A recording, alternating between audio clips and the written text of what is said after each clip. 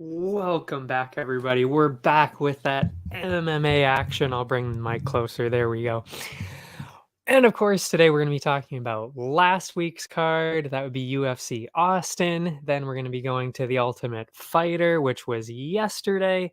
And then, of course, this Saturday's UFC Vegas 57 we're up to now. My God. By the way, we're at episode 45 here, I think. Holy, almost at 50. And I think that's going to be basically a year, because I think I've only taken maybe 2 weeks off this entire time.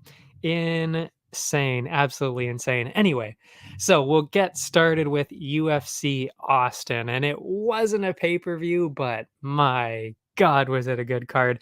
Opened up with, well, we'll always start with the prelim. So it opened up with Kyle Daukaus and Roman Dolidze. Daukaus was actually, I wouldn't say a heavy favorite, but minus 200 or so going into it. Definitely my pick going into it too. I talked about it last time. I thought he was going to be in a shot at the top 15 pretty soon. I thought that's what he was going to get for his next one. Instead, got Dolidze. Not a great matchup for him, apparently. I thought he was going to run away with it with a submission. Did not go that way. Scary moment early, actually, as Daukaus got the bad part of a clash of heads. Kind of reminded me, of course, of the Holland fight there. But he recovered and he went right on with it. But then Roman blitzed him from there, dropped him with a big hook. Daukaus tried to clinch up, get that clinch work going, get to the ground. That's what he wanted the whole time. And then he was hit with a huge knee straight to the forehead, knocked him down immediately. And then just a couple of quick shots from Dolidze to end the fight there. And that was it, just over a minute in. And by the way, not the only time I'm going to be saying that. There was a lot of quick finishes. I think it was something like 5 first round KOs and then a couple in the second round. 8 KOs on the night. Unbelievable. Tied the record, actually, the UFC record for most. I don't know if it was most finishes or just most TKOs, but 8 KOs on the night, 9 finishes. Yeah, unbelievable. But anyway, that was the first one of the night. So that was Roman Dolidze in the very first round, upsetting Kyle Daukaus on that one. The next one, Phil Hawes was the favorite this time. If I remember correctly, about minus 250 or so, pretty similar to Daukaus there. Going against Deron Wynn. Lasted a little bit longer in this one. Hawes, he could have finished it earlier, though, to be fair. Hawes got his striking going early, lit him up on the feet, knew this was going to happen, dropped him within the first minute. Thought we were going to see another 2-minute KO there, but he lasted it. He lasted a lot longer than that. Wynn responded with some pretty big hooks, stumbled Hawes a little bit, and less than 2 minutes in, and Hawes had already dropped Wynn a second time and stumbled him, honestly, so many times that I completely lost count, actually. It was complete dominance, completely insane to watch, honestly. I mean, you love to see performances like that. Just insane to watch. Win kept landing a couple punches here and there, but Hawes was going insane, especially with the elbows. Elbows all over the place, heavy jabs. And even though he was completely destroyed, Win managed to get out of that opening round. The doctor actually did come in to check on him, make sure that he could continue. That was all good. So the fight kept going. I mean, a little bit questionable. And some people questioned as to whether maybe the corner should have stepped in. But you never know. I mean, with people that powerful, maybe some wrestling going, you never know. But yeah, it really was not looking that good. Hawes came in heavy the second round, kept that momentum going, and just obliterating Win once again, over and over again. Win finally started to let it loose, though, actually forcing Hawes to move the fight to the ground. From there, though, Hawes actually kept that momentum going, peppered him with the ground and pound, which actually forced Win to get back up, which is insane because that's where Win wanted to be in the first place, was on the ground. So it's not going well when you're not winning the fight anywhere. From there, Hawes continued, like I said, on the ground. And then, Win got back up. Lost myself again. Always happens. But that was actually a problem because, I mean, he was beating you on the feet already. So then you get beat on the ground and you go back up to where it was even worse. Not great. Just getting stumbled over and over again, wobbled all over the octagon. Absolutely insane. And then after almost 2 full rounds of getting just shredded on the feet there, the ref ended up just stopping the fight, just completely over. And if you want to know how dominant it really was, Hawes dyed his hair blonde for this, and it actually ended up turning pink and red because of all of Win's blood. Not any of his blood, all of Win's blood just caked in there, turned his blonde, like whitish blonde hair a nice shade of pink and red from that. So absolutely insane performance by Phil Hawes there. Almost forgot the name. The next one after that was another prelim that I had talked about last time. That was Cody Stamann and Eddie Wineland. I thought maybe Eddie was tough enough to get through this to a decision, but I mean, the whole time, I mean, Stamann was the biggest favorite of the night, and for a good reason. I mean, Stamann's amazing. Wineland, he struggled quite a bit. So wasn't looking great for Wineland going into it. And a lot of people, including myself, actually thought that Stamann was probably going to go into some wrestling. Not that he couldn't compete on the feet, but just that was Wineland's only opportunity to even stand a chance here. So it kind of made sense that Stamann would just avoid that altogether and just move it to the ground. But instead, didn't even do any wrestling whatsoever. Wild, insane striking between the two of them, mostly from Stamann, but Wineland did get a couple of shots in there, but dropped right away by a huge combo. Stamann kept it going. I mean, overwhelmed Eddie over, like, just for really the entire time, combo after combo, lightning hands, just nonstop offense there. The ref really did give Wineland every opportunity to recover, but I mean, he was just dropped multiple times, stumbled more than a couple times, and that was it. And that was all in less than a minute. Yeah. So another huge win for Stamann, another insane finish on the night. That's 3 in a row at this point, if you're counting. Yeah, and that will continue, like I said, throughout the night. But another just insane performance for Cody Stamann. And I mean, he's going to be in the top 15 soon anyway. I mean, he just dropped out of the top 15.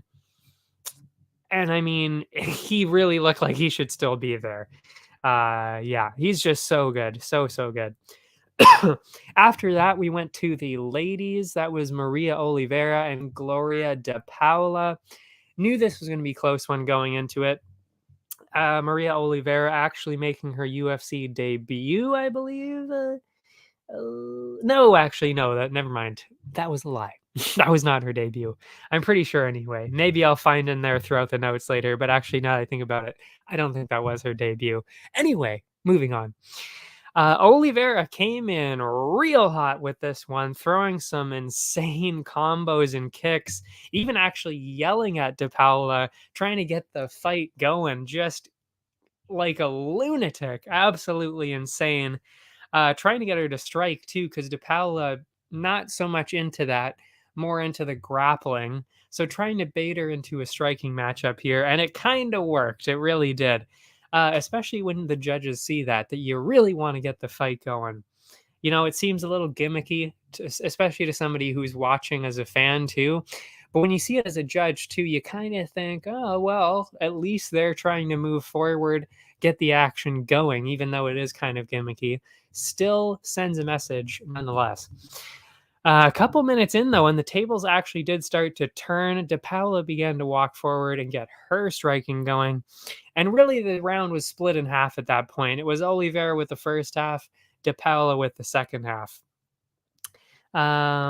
It was kind of tough to tell who was ahead on the cards.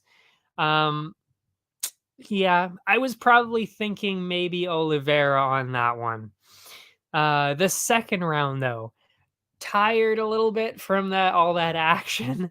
Oliveira was a little slower in the second, letting De Paula get her striking going. Halfway through the second, Gloria finally had a big moment, stumbled Oliveira with a combo, and also got a late takedown. So with all that forward pressure and the takedown and those combos and stuff like that, seemed as though De Paula was up that round. So I was thinking it was tied in that one. It was pretty close, but it was tied in my mind anyway. Oliveira came in heavy again in the final round, just like she did in the first. Tried to shift that momentum back on the judges' cards. De Paula also tried to shift the momentum, this time with a takedown, but was actually reversed by Oliveira. With another couple takedowns, I should say, not attempts, but full-on takedowns, and some more combos, Oliveira clearly clinched that final round. It was very close, and I really could have seen this going either way. This was not a fight where I was going to be mad either way. It was very, very close. And we actually saw this throughout the night. I will say, by the way, this was the only card really in recent memory that I can think of that I haven't actually been mad about any of the decisions that happened. There were a couple, actually three, I believe, or maybe just two or three split decisions. So there were split decisions on this card. But honestly, I wasn't really mad about it because it actually made sense this time. It really could have gone either way, and I wasn't mad about the results at all because my pick was actually Gloria De Paula, but in this one, the judges agreed with how I saw it, and that was 29-28 Maria Oliveira. So it made a lot of sense to me, but it was a split decision. So, really could have gone either way. I could have got the win, but honestly, it made more sense that Oliveira won this one. So I totally see why the judges went that way. And again, it was a split. It was very, very close. But yes, I agree with the judges on this one, 29-28 for Oliveira. Well, I agree with two of the judges, I guess. And then we saw Ricardo Ramos and Donny Chavez. Ricardo Ramos, another big favorite. This was another one that I had mentioned to put into the parlays. Looking great going into this. Both of them started with some heavy strikes early, but one of them landed first, and that was it. And by the way, second time he's done this, Ricardo Ramos landed an absolutely insane spinning back elbow. The second time he's done that for a KO in his UFC career, and it's only the fifth time in UFC history that that's ever happened. So he's got 2 out of 5. That's crazy. That is crazy that he's managed to do that. And apparently he trains that and also has landed that quite a bit in his other fights too. So clearly that's something to look out for. But yeah, insane that he's done that twice now. And that, by the way, was the KO of the night, which is pretty impressive to say because there were, like I said, eight TKOs. And, I could have maybe given out a bonus to other ones too, but you know what? Spinning back elbow, especially considering that's only ever happened 5 times and he has 2 of them, I kind of had to give that its own bonus. I really did. I'm sorry. I'm sorry. I mean, all the other finishes were absolutely insane too and very much deserved some recognition, but had to give the bonus to Ramos there. Also, shout out to Ramos. He liked the bonus on Twitter. Doesn't happen too often. Well, actually, it happens sometimes. But thank you. Thank you for the like there, Ramos. I'm glad you enjoyed your bonus because I very much enjoyed your knockout. After that, we had Jeremiah Wells and Court McGee in a decision. Oh, that was not a decision. I did not write that properly. That would be by TKO. Whoops. Oopsie. That needs to be fixed in the article. Oh, well. That's a classic blue blunder there. For the first time of the night, the fight actually did start off really slow. Neither man really doing a whole lot to start there. And then just as the offense started, it was done. It was all over with a first big punch that was landed by either guy. Wells grabbed an explosive KO win with a bomb of a left hook. That was it. That was all she wrote. There's nothing else to say. That's all that happened. There was literally nothing before that. I mean, they were just kind of feeling each other out, and that was the first big strike that landed. Just great for Jeremiah Wells. And you know what? That was another one of my picks too. I hadn't mentioned it, but it was on Tapology. If you don't believe me, I got the points for that. Anyway, so that was another first round KO, or TKO, I should say. Actually, I did say KO, so it must have been a KO. Anyway, after that, last one of the prelims was Natalia Silva, Jasmine Jasdavicius. By the way, this was not supposed to be the featured prelim. That was supposed to be Adrian Yanez and Tony Kelly, but we'll get into that after we finish talking about this fight because there's a little bit of a story there. Silva wasted absolutely no time, ran at Jasdavicius, lighting her up with combos. By the way, I should say going into this, there was really no tape whatsoever on Natalia Silva, and it was even mentioned on the broadcast that even they had no idea how she was going to be at all because there really wasn't any tape on her. I couldn't find any. It was really weird. That's the only time that's ever really happened with somebody in the UFC where I couldn't really find anything. I mean, I've only been watching tape like this for about a month and a half, maybe about a month or so. But yeah, first time that's happened. Even in other promotions, I tend to be able to find quite a bit of tape. But on Natalia Silva, there just wasn't really much to go off of. And I think Jasmine, you could kind of tell maybe that's why she struggled a little bit in this. But anyway, moving on to what actually happened. Silva, like I said, wasted absolutely no time here. Landed a big one, dropped Jasmine to her knees, but shut down the action with a clinch along the fence. When the striking continued, though, it was Jasmine that landed the bigger shot first this time, stumbled Silva a bit in hopes of dragging or grabbing a takedown there to clinch the round. Jasdavicius went in for another clinch, but couldn't quite get it to the ground. It could have gone really either way on that one, but I was scoring it for Silva because she had a lot of extra activity. So that was the opening round there. It was fairly close. Still fresh after that, though. Silva opened the second round with some more combos, really kept that going. I mean, non-stop from Silva there. And where are we at here? Jasdavicius did start to fight for a takedown because we knew that's how she was going to be getting this going, was some clinches and takedowns. That's what she needed to do to win this. But Silva was not having any of it here. Shut her down and grabbed actually a takedown of her own halfway through the second. And Silva just looked like a fresh new fighter. She was fast, accurate, strong, while Jasmine slow, looked a little tired. Silva kept that dominance going, slammed Jasudavicius to the canvas multiple times, lit her up with some combos, not slowing down at all in the third round. Silva kept that going. Just movement all over the place. I mean, seriously, very, very impressive from Silva here. And avoided any kind of offense from Jasudavicius. Jasmine locked in a pretty solid takedown attempt, but was shut down once again. And that was really it. I mean, she couldn't really get much of anything going this entire fight.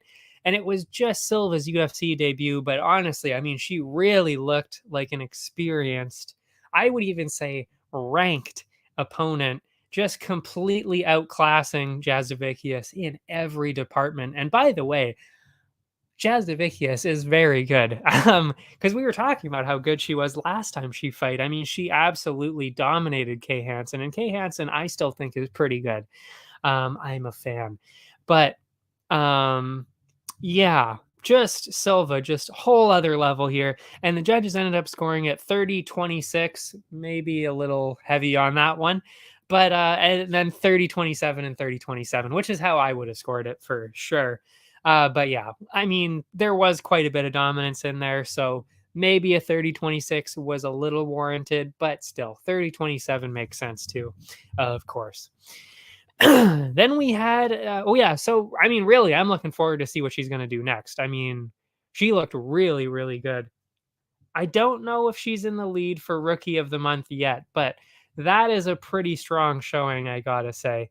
Of course, we did have some other pretty good performances by rookies this month. I can't think of one off the top of my head, but we'll see. I mean, I'll decide by the end of the month, of course. Then we had the main card. And as I said, there is a story behind that. Sadly, for the second time in a row, Cowboy and Lozon, the fight was canceled on fight day instead of some nasty tacos like last time. This time it was actually Lozon's knee. Apparently he was actually, well, I mean, I don't know if this is a lie or not. It sounds a little silly, but apparently he was well, somebody said this. I get it. It might just be a joke. It might just be a silly joke. I don't know. But apparently he was changing backstage, tweaked his knee, and that was why. I don't know if that's true, but it is apparently to do with his knee. And just, I mean, I should really be carrying this up more because I mean, I'm waving it around. Whoa. Probably sounds insane. But anyway, keep this right in front of me. What was I going to say? Yeah. So, I mean, it sucks, but at the same time, if he would have gone into the fight and then had a knee injury, the fight would have been garbage anyway, because then, Cowboy would have just destroyed him in the first round. I mean, I think he was probably going to get maybe a finish or a dominant decision win anyway. But still, I mean, you don't want to see it happen because of a knee injury. So it kind of makes sense. And sadly, according to Dana, we probably will not see that matchup again. And because Cowboy does not want to cut weight again anytime soon, Dana was saying he's probably going to be fighting again in August, just taking that break because those weight cuts are hard. I mean, he was fighting at welterweight, 170, and he was, a decent sized welterweight there. So for him to cut down to 155 again, that's tough. That's tough, especially when you're, I want to say he's like 42 or so. So nearing the end of his career, it's tough. It's tough to do. So I totally understand that, but it does suck because I was really looking forward to that. Anyway, so instead we saw opening up the main card, Adrian Yanez and Tony Kelly. Of course, well, actually, I wouldn't say of course, but I did have Yanez going into this because he just looked better as a striker, and we knew this was going to be all on the feet. I mean, really, we knew that's exactly what it was going to be, but we also knew that Kelly is very, very tough, annoyingly tough, and annoyingly good because he's, yeah, annoying. Anyway, So I had Yanez by decision in this because I figured it was going to be like his last few fights. And considering, like I said, Kelly being so tough, I figured it was going to go the whole way. But that was not the case. The fight started off with an explosion of cheers for the hometown hero, Adrian Yanez from Texas. Also, because a lot of people don't like Kelly. So there was also that part of it. The first few minutes were pretty tense, both guys letting loose some beautiful combos. As the round went on, Yanez was the one who started to land a bit more, though. He landed huge combos over and over, stumbling Kelly. Then, in a final flurry, he dropped Kelly and just assaulted him with some mean ground and pound. You don't normally see it that aggressive. He was really trying to prove a point there, until the ref actually pulled him off, essentially, because he was definitely going to keep going. And after another sensational performance, Yanez proved he really does deserve all that hype. And yeah, first round TKO, another first round finish, as I said, part of that 8 TKOs. And really, after, I mean, just insane. I mean, he's gotten a bonus in each of his first 5 fights now, and he's one of only, I think, 3 or 4 people to do that. Or am I talking about the right person? I can't remember. Wait, who was it that had that? Yeah. Oh yeah, okay. Well, we'll talk about it a little bit later when I hand out my bonuses. But yeah, he's one of only 3 or 4 people to get a bonus in his first 5 fights. That's Gaethje, Chimaev, and I believe there was one other person who also did that. But yeah, he is now part of that just unbelievable club, really, to get another bonus in this fight. And really, I mean, you gotta think he's gonna get a huge fight next. And it actually goes back to, I believe we talked about this before, but a lot of people actually want him to fight Yanez. I mean, I want him to fight Sugar Sean O'Malley, and Sugar wants to do it. Yanez wants to do it. We all want to see it. So I think that's probably what we're going to see. I mean, they even talked about it before. I think it was a year ago or so. They said it back then, so I can really see that one happening again. So I hope they make that one happen. That would be fantastic. Of course, we'll find out a little bit more after Suga's next fight, which is, I can't remember if I believe it's the next pay-per-view. So at the start of July, I believe that's when it is. I could be wrong, though. It could be the pay-per-view after that. But he is scheduled for a fight in a pay-per-view, either the next one or the one after. I can't remember. I think it's the next one, though. Anyway, but I mean, really, regardless of what happens to Sugar, whether he wins or not, which I think he probably will, but we'll get into that when we actually talk about that card. But anyway, yeah, regardless of what happens in Sugar's next fight, I think it does make a lot of sense either way. Because, I mean, if Yanez pulls the upset, amazing, gets a spot in the top 15. If not, Sugar keeps his spot and we just get another insane show. Because either way, it's going to be an amazing fight. And it could be its own main event, or it could just be, like Sugar has been doing this entire time, a great spot on the main card of a pay-per-view. Yeah, either, just before the belts, basically. That's where he belongs, right in that Showtime spot. After that, we had Julian Marquez and Gregory Rodrigues. I had Rodrigues going into this. I'm not really sure why Marquez was so favored in this one. I saw it the whole time. I said it all week. I really thought Rodrigues was going to kind of run away with this in a fairly clear decision. That's how I was going to go with it. But I could have seen a KO.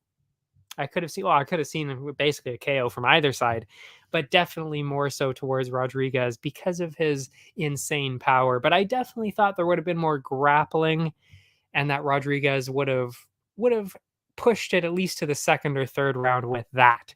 But I definitely thought he was going to have a fairly dominant win. And again, I'm not really sure why people were doubting him on this one. as expected, the fight started off a little slow. That's usually what happens with two bigger guys. I mean, they're very big, especially for middleweight, especially Rodrigues.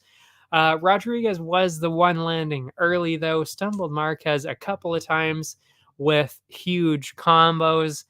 And then Robocop Rodrigues was landing bombs over and over and over again. Dropped Marquez multiple times here. And then finally, he landed a good one of his own, but Marquez, I should say. But Rodrigues responded by dropping him again, then just flatlining him with a massive shot and got another KO to the card, added another KO to the card there. Another first round KO. Just amazing performance. And he really is good. I don't know why people keep underestimating him. I mean, he's, especially for that division, he's just so big and he's very, very skilled. So, I mean, you seriously gotta start paying more attention to this guy. After that, really interesting fight on the card there. Damir Ismagulov and Guram Kutateladze. We knew this was going to be good, and we knew this was going to be very, very, very close. Oh, this was actually a split decision, majority decision on this one. Anyway, I was going Ismagulov on this one because he seemed a little more well-rounded, especially with the wrestling, which he had on top of his very crisp, clean striking. And Kutateladze is also very much a striker, but maybe less clean than Ismagulov. And that's where I was going with this one.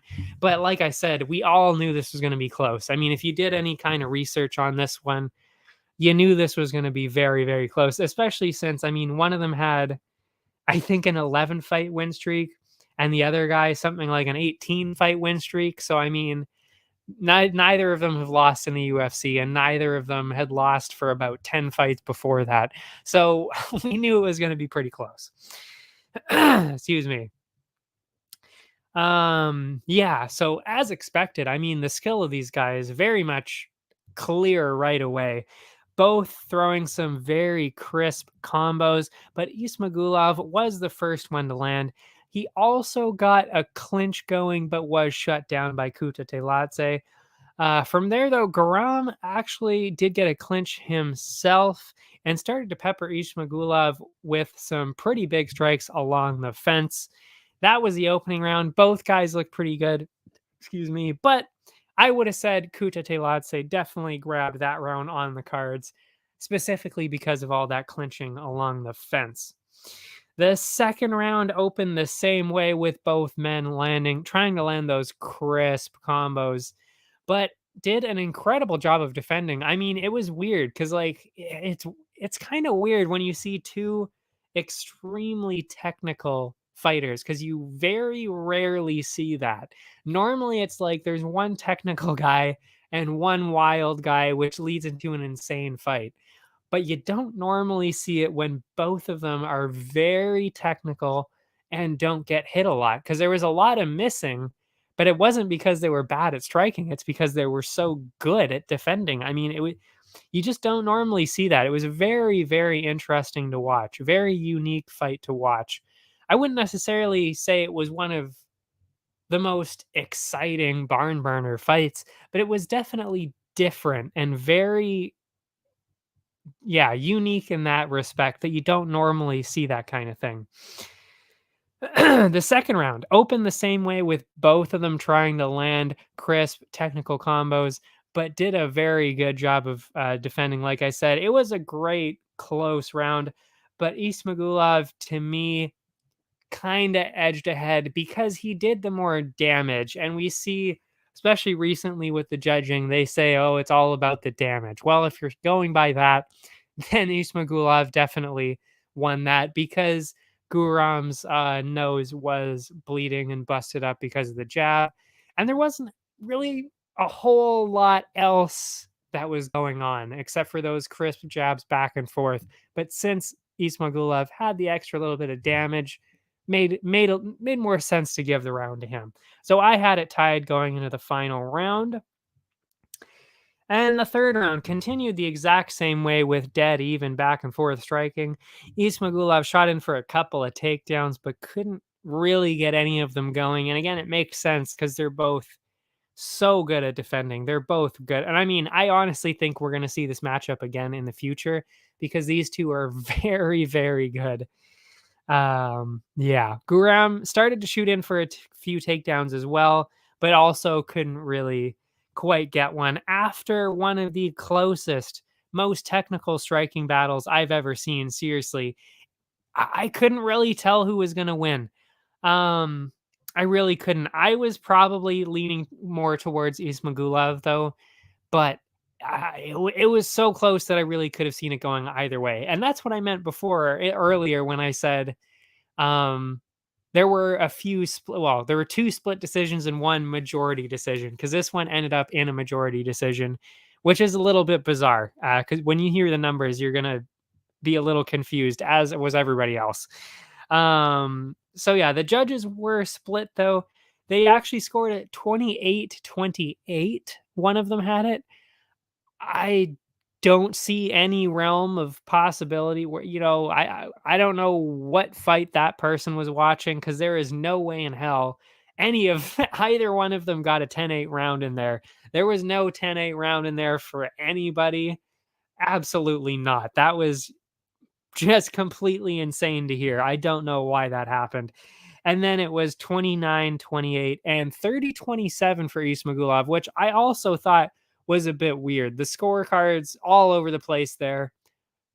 Just bizarre. I don't know what those judges were seeing. I mean, there was one sane judge who said 29-28 because that's really the only option here. It was 29-28 for either guy. It didn't matter who. But 30-27 for Ismagulov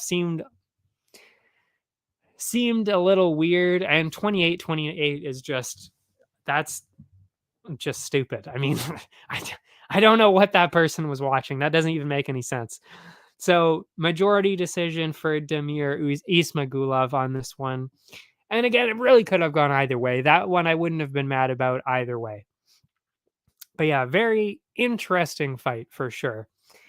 Next up after that, just before the co-main, was Joaquin Buckley and Albert Duraev. Duraev, a heavy favorite going into this, and I have no idea why, because I specifically said Buckley was going to get a finish here. And I went through the exact reason why, and it made so much sense. And guess what? Played out exactly how I said it was going to, because it just didn't make any sense as to why he wasn't the favorite. Because Buckley is huge for the division. He is massive. Plus, he's got great stand up and pretty good wrestling. So, and then he's competing against somebody who's only had one fight in the UFC. He was dropped by he only fought Kopylov. He was dropped by Kopylov, and Kopylov was doing fairly well. I mean, he was reversing him along the fence, I think I wrote here.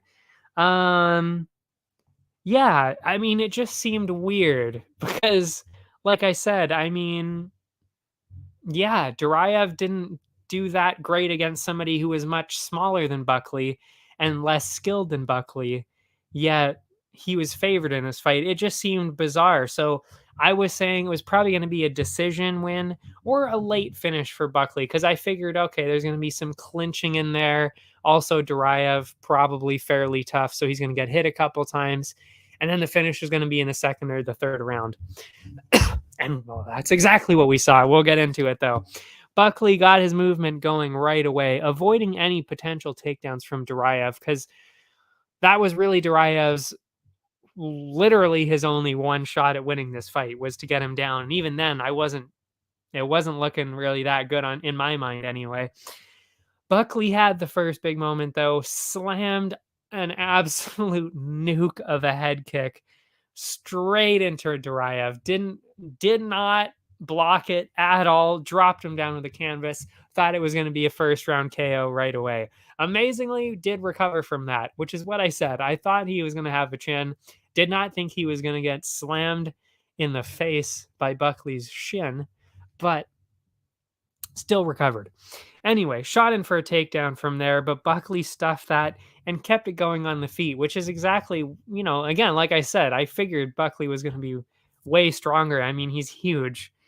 And then from there, what was it? Then it was Duraev who actually landed a head kick, stumbled and cut open Buckley. A little surprised by that. In the second round, though, Buckley just destroying Duraev's face with massive combos, kicks, and punches to the point where his eye was actually completely shut. Duraev landed a couple of takedowns along the fence, controlled the fight along the fence for a little bit, but with all those stumbles and huge shots, it was pretty clear that Buckley was stealing the momentum. And just as the final round was about to begin, they actually brought the doctor in to check on Duraev's eye. And sadly, the fight was called off at that point. It made sense, though, because it was pretty rough, and it was definitely not going to get any better, especially with Buckley just wailing on that eye. I mean, seriously. And also, to be fair, Buckley had quite a few opportunities to actually end the fight in the second round. I mean, I would say at least twice. He could have just thrown 5 more strikes out there and the fight would have been over. Seriously, that's how easy it would have been. But he didn't do it, which is a little weird and a little concerning maybe for future fights that he didn't have the fight IQ to do that and see that. But still, pretty clear that he was going to win anyway. And he ended up getting the second round TKO. Perfect. Yeah. And again, I hope you bet on Buckley on that one. I hope you cashed in because we definitely did. Man, what a pick. I mean, I was just so confused the whole time as to why Duraev was the favorite. I was like, am I missing something? I don't know. But just one of those weird ones where it was like, the odds makers and other people too seem to heavily favor Duraev on that one. I just, yeah. It happens sometimes. You don't normally see betting lines that are that one-sided in the clear wrong direction. And, if you've been watching a lot of MMA and you see it go in the other direction, it doesn't happen very often. But when it does happen, you got to take advantage of it. And we did this time. The co-main, though, Tim Means, Kevin Holland. This seemed like a wild mismatch to me. I mean, Holland clearly was going to get this by finish. I thought in the first round, I really did, because I thought he was going to get a KO finish here, like most other people thought. That's not exactly how it went down, but it did not go the distance on this one, as expected. Means tried to push Holland along the fence early. Of course, we all know that that's the game plan against Holland because you don't want to strike with him. I think he's got the longest reach at welterweight. I know it's like 81 inches, which is, I mean, that's almost 7 feet. That's absurd. Like, that's crazy. Crazy talk. Anyway, but thanks to Holland's work over the past year, really able to shut that down and get back to the striking. In between another couple of takedown attempts, Holland finally got something going, landed a couple of heavy combos, thanks to that huge reach advantage, of course. Started to land a lot of bombs as the round neared a close there. It was a close round, but thanks to all the damage, I would have given the round to Holland. It was close, though. And carrying on that momentum of the opening round, Holland rocked Means early, stumbled him backwards. I think most of us thought he was going to go for a TKO, just keep the pressure going. But instead, he actually took the fight to the ground like a champ and actually got a submission. Not only was it a submission, it was the only submission of the night. Who would have thought that Kevin Holland, the insane striker, the trash-talking striker, would get the only submission on a 13-fight card? Absolutely insane. So just great performance there. And it really shows that he really is more well-rounded than people are giving him credit for. And he still clearly deserves to be in the top 15. And I actually thought right away that as soon as he was going down in the top to welterweight, I thought he was going to get a top 15 shot right away, considering he was in the top 15 at middleweight. You think coming down he would get that top 15 shot, but they didn't give it to him right away. But I mean, two dominant wins here at welterweight, or is it three now? Two or three? What is it here? Did I write it down here?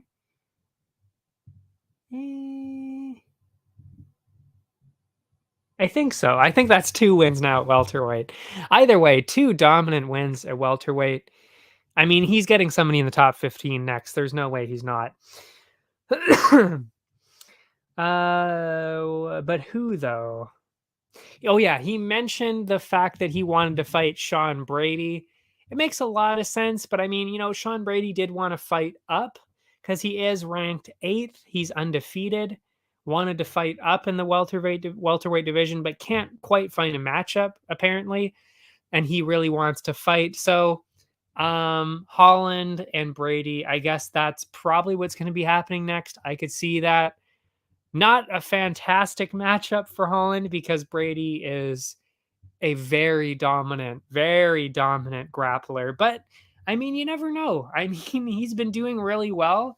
He's proven himself to be competent on the ground. And you know what? Got amazing stand-up skills. So, and especially with that reach, I mean, he's a tough matchup for anybody in that division. So it's going to be interesting no matter what. I'm excited to see that.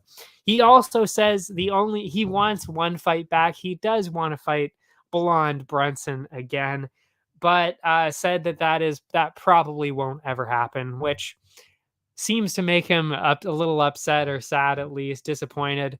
But I'd like to see that again. And I think, after maybe a couple of years, working his way up the welterweight rankings, maybe we do that back again at middleweight one time. I don't know. I'd like to see it again, but says that probably won't happen. Definitely not anytime soon. But yeah, a lot of exciting stuff, of course, for Kevin Holland, as always. He's never not exciting. Then we had, closing out the night, the main event, Calvin Kattar, Josh Emmett. I was really going back and forth on this. I really was. Which is why I said, I mean, don't let those odds fool you. It was going to be a very close fight. But I thought because of the cardio, especially, and because of how crisp Kattar has been looking recently, especially with Ige doing some fair damage to Emmett at some points, I was going with Kattar by decision. That's how I went on this one. And you know what?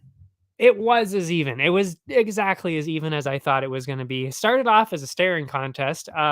Very cautious to make the first move.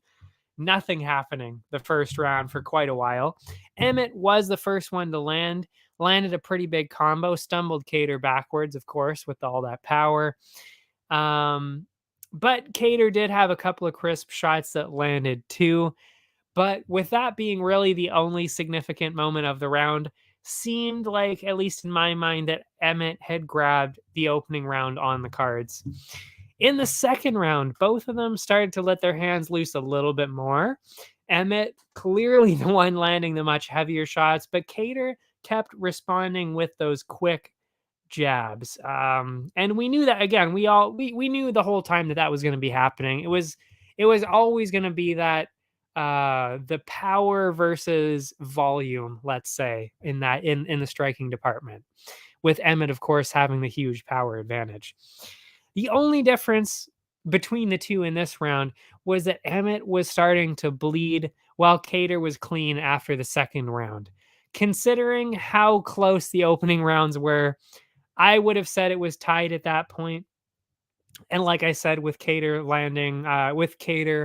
Emmett bleeding at that point seemed like, a little bit more damage. Seemed like it was 1-1. Following the theme of the night, though, the third round, just as even. Kattar landed some crisp combos. Emmett landed some bombs, of course. It was close, but I actually had Emmett up 29-28 after the third round. It was still close, though. In the fourth, still neither one of them making any huge moves. Emmett landed a couple of big ones, pushed Kattar into the fence, but Kattar recovered just fine. I mean, Emmett followed that up with a huge shot to stumble Kattar, but then it was Kattar actually that landed a bomb, stumbled Emmett straight into the fence. And again, I mean, as you can tell, it really was going back and forth. Dead even round. Where did I have it on here? Yeah. Still, I mean, because Emmett's eye was starting to close, and with those heavy combos, I was giving the round to Kattar on that one. So I had it tied 2-2 on this one. But yeah, because Emmett's eye done. Like shut. It was bad. It was bad. Not as bad as Durayev's eye, but still pretty bad. So yeah, I was saying it was tied after 4 rounds. Going into this fight, seemed as though Kattar really, like I said, was going to be using his cardio and to kind of move ahead as the fight went on. And I mean, with the 4th round, kind of seemed like that was probably going to end up happening, but that did not really actually happen this time. It was still a close. I mean, but yeah, it was truly even. I'm struggling to. I lost myself in my notes there. Truly even throughout all 5 rounds. And if you weren't looking at the face of both men, it'd be pretty tough to pick a winner of this fight. I mean, if you looked at their faces, I think the clear winner was Kattar.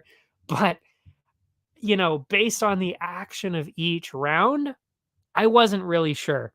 I was kind of scoring it towards Kattar at that point. Like I said, specifically actually because of that damage, and because again it was so close in the 5th round. That's kind of the only way to go with it.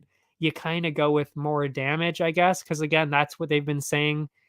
That's what the judges have been saying for the past month or so. That's why the results have been all strange, because they've been going for damage over control, whatever, which I think is a little bit, it's kind of garbage. It's at a certain point, to a certain extent, but in this case, when it is all striking and it's that close, you kind of have to go for more damage.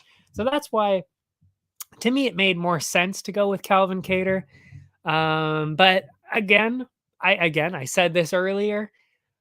We did have a split decision here. This was the 2nd split decision, and then the 3rd, if you count that majority decision, which was a bit weird.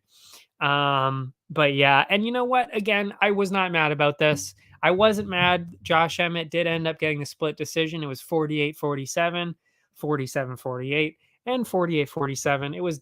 It was dead even. So I mean, yeah, this was not one that I was going to be ranting about all week. No, it was pretty fair, and I was okay with Emmett getting the split decision, even though I kind of thought Kattar had edged it. It was that close again. So yeah, nothing crazy from the judges this time, except for those scores a little bit in the Ismagulov one, because 28-28 is a little just bizarre. I don't really know where that came from. But yeah, anyway, what is next, though? What is next for the featherweights? I mean, Volkan Holloway just around the corner. That's the next pay-per-view. So there's really only 2 people from there that could claim they have any kind of a title shot. That would be Emmett, and then whoever wins between Yair and Ortega, which is scheduled, I believe, it's in July or August. I can't remember where.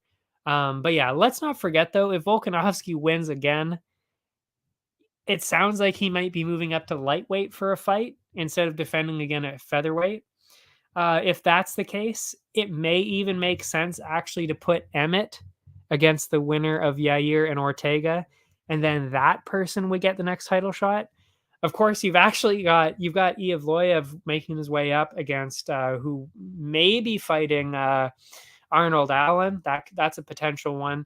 So there are a lot of options going up there, but I mean, again, they get kind of pissed that it's like, oh, I don't get my title shot. But to me, it's very similar to what was happening with Shevchenko, in that, yeah, she's, like, yeah, you get a title shot, but you're clearly going to lose. Like, she's clearly going to dominate you. And that's the exact same thing with Volkanovski right now. He's just too good. He's too good. He's not gonna, Holloway is probably one of the only people that has a chance. And Yair actually did very well against Holloway. So I would say even he might have a chance because, I mean, Ortega had a chance there. He almost won with the guillotine. So, it's tight. But other than that, I mean, like, Ortega had a couple of moments, but he still got destroyed by Volkanovski. And I mean, nobody else is going to do any better than that. Yair, like I said, Yair has a chance too, but I think he's still going to get just pummeled, So it's like, yeah, you kind of want to give Emmett a title shot. You kind of want to give Yair or Ortega a title shot. But wouldn't it also be more interesting to let Volkanovski go up and fight Oliveira for the lightweight belt? Wouldn't that be more interesting? That's all I'm thinking. I don't know. That seems way more interesting to me. I mean, that's honestly one of the best fights of the year right there, is whoever has the lightweight belt at the time versus Volkanovski. I mean, that would be insane. Even if Volkanovski somehow loses the belt, I'd still like to see that. I really would. Anyway, that's what's next for the featherweights. I mean, it's all up in the air. But yeah. Oh yeah, the bonuses though. Like I said, KO of the night, Ricardo Ramos. That would be, of course, the spinning back elbow. Insane, of course, the 5th one in UFC history, and the 2nd one by Ricardo Ramos. That was my KO of the night. Sub of the night, the only submission of the night, Kevin Holland. What a fucking legend. Oh, absolutely legendary guy. Of course, he got the sub of the night. I mean, it was the only one. So yeah, no choice there. But I would have given it to him anyway. Brawl of the night. I mean, to be honest, there were only, 3 fights? 3 or 4 fights that even made it the distance. And all the other ones were first and second round finishes. So yeah, I kind of went with the most exciting fight that actually turned out to be a decent fight at the end. Because I mean, yeah, the shorter ones, a couple of them were way, really back and forth and entertaining, but not enough to be like, whoa, that deserves to steal the brawl of the night. No, that clearly went to Kattar and Emmett. I mean, I wasn't going to give it to the ladies, either of the ladies' fights. Neither one of those was exciting enough. And then Ismagulov and Kutateladze was good, but it wasn't like, whoa, like this is crazy. Whereas Calvin Kattar and Emmett, it was close. There was some good moments back and forth, some stumbles here and there, some big shots. So it was 5 rounds. Give that. And the most valuable fighter of the night for me was Adrian Yanez for winning the internet by brutally knocking out Tony Kelly, and then the whole thing online with Kelly after and what he was saying after. Absolutely hysterical. I'll say what happened actually. Right after Kelly was finished and brutally knocked out, by the way, I mean, if you didn't see it, you can see the replay and watch that this is actually exactly what happened. Brutally knocked out, and then after he was knocked out, came up and said to the ref, I actually started yelling at Yanez that the fight, he wasn't out yet. And he was like, or no, that he didn't lose or whatever. And Yanez said, you were out. Which he was. He was clearly unconscious. And Kelly says, I wasn't out. You were out. Amazing. Top shelf response. You can't say anything more insane than that. I mean, honestly don't know if he was serious or not, if he really was seriously saying that, or if he just said it because he was just completely out of it, or just said it as just to, I don't know, just to piss him off and be a lunatic as always. I don't know. But truly insane thing to say. And I'm here for it. That was hilarious. Even though I'm definitely on Yanez's side. That's a quote. That is a quote that is going to live on. I wasn't out. You were out. Anyway.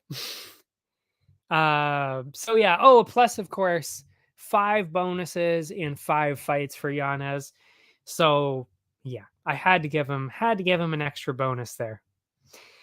Before we take a break, we will go quickly through this week's episode of The Ultimate Fighter. Not actually too much to say. I mean, I wouldn't say it wasn't a boring episode. It just kind of went by fairly quick, and there wasn't a whole lot of detail in this one like a lot of the other episodes did. Plus, they talked a lot about what's going to happen in the semifinals, as in like what matchups they're going to be doing in the semifinals. So yeah, not a whole lot of action on the Ultimate Fighter this time. So it'll be a little quicker than normal, which might be nice. So yeah, we saw the last heavyweight quarterfinal last week. That was Heiderman and Chandler Cole. Of course, Heiderman losing the first 2 rounds, so a little bit controversial as to how he even got into the 3rd round. But he got into the 3rd round and ended up getting a TKO finish there. So really sucks for Chandler Cole, but again, I'm sure we'll see him again. But anyway, this week, the final flyweight quarterfinal, and that would be Brogan Walker from Team Nunes and Hannah Guy from Team Pena. And of course, they went in right into it, talking about how Brogan Walker injured her knee within it was like one of the first few episodes. She injured her knee, and then they ended up she got a little bit lucky. They ended up switching the fight a bit because Chantel Coates had to pull out, which brought in Laura Gallardo. And then Team Nunes, who was actually picking the matchup, decided to swap Brogan out for Paprocki. And we know how that ended with Gallardo winning. But yeah, so now we see Brogan Walker, who seemed to be, I don't know if she was fully recovered, but she seemed to be doing very well, and it didn't really seem to affect her too much on in this fight. And yeah, going against Hannah Guy in this one. So yeah, they talked about the injury. And then, oh yeah, very interesting, actually. This was one of I would say, well, the most interesting thing, I guess, out of both. Actually, no. The most interesting thing was from Hannah Guy, I will say. But very interesting, though. One of the very few fighters, might actually be the only fighter, actually, on this season that does not fight or train or live in the United States. Brogan Walker actually moved to Guam about a decade ago. She's been training there and done even some of her fights. I think she did a couple of her fights there. But yeah, she trains, lives, works in Guam. She's actually a 1st grade teacher, which is pretty cool. And yeah, very much supported by Guam and the fight club there, and her family, of course, very supportive from Guam, which is really cool. You'll love to see these small places get into, get some exposure in the UFC like this. I mean, it's not technically the UFC, but it's close enough. And it's still some exposure. So you love to see that kind of thing.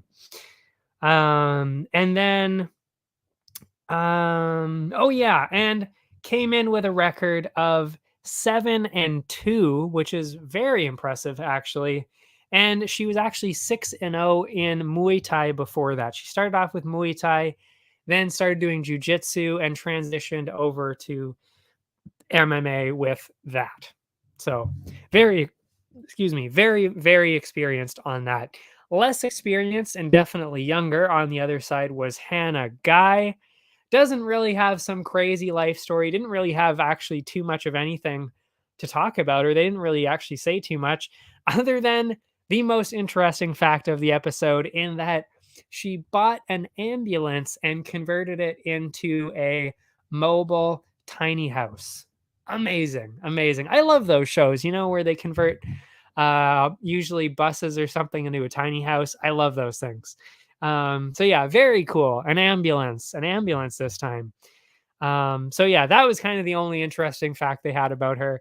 And then she had a record of 4-1, and she actually started fighting because of The Ultimate Fighter, watching Ronda Rousey and Miesha Tate in season 18. So, I mean, you love to see that. And that actually does happen. You hear that quite a bit now with the younger, specifically the women mostly. But you see them, they watched the UFC, usually Ronda Rousey, because that would have been the time period, of course. And I'm sure 5-10 years from now, we're going to hear everybody saying Amanda Nunes instead, or Valentina Shevchenko. That's what you're going to start hearing instead of Ronda Rousey. But yeah, this generation, very much Ronda Rousey. That's how she got started. And yeah, 4-1 since then. And unlike a couple of other ladies, these ladies made weight very easily. They were actually, one of them was 125, one of them was 125 and a half. So very easily made the weight. Didn't even max it out at 126. Anyway, the fight though, both of them went straight into it, got some combos going, really with some awkward stance and angles there, movement. It looked a little weird. I wouldn't say amateurish, but it looked different for sure. And, she's definitely not an amateur. Like I said, she's very experienced with the Muay Thai and 7-2 MMA record. So very experienced, but definitely awkward style and movement. But yeah, she seemed to start moving ahead a little bit, landed the cleaner strikes. After some back and forth striking, Brogan was the first one to landed the big shot. Dropped Hannah Guy to the canvas, got her wrestling going. And for the rest of the round, Walker was in complete control, easily won the first round on the cards there. And yeah, let's see. Yeah. From there, where's the second round? What did I do here?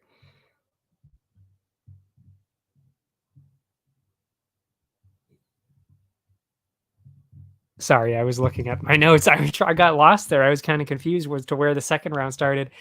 Yeah, Hannah finally started to get a dominant position in the second round, because in the first part of the second round, Brogan started to keep that momentum going with the striking and the clinching and the wrestling and all that. But then it started to shift. The second half of the round, Hannah Guy started to get some control time of herself. It's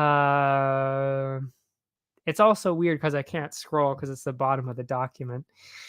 Started to get a dominant position. That's when things got real. Yeah, that's when things really did actually get interesting. Guy took Walker's back and started to work for some submissions and hit her with some pretty good ground and pound. And after about a round and a half of dominant control, it looked like Walker was just going to walk away with an easy decision, like I said.